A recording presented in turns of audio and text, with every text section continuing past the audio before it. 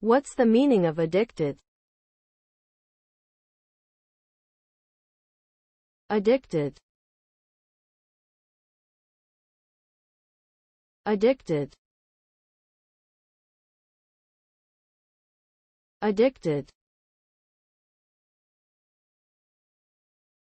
Addicted. Addicted.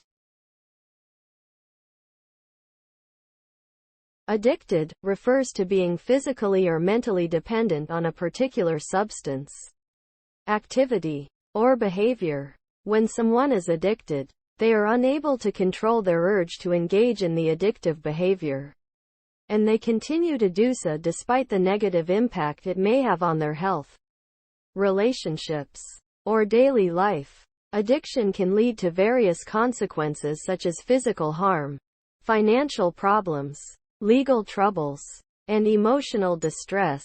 It can also cause the individual to prioritize the addiction over other important aspects of their life, leading to a decline in their overall well-being.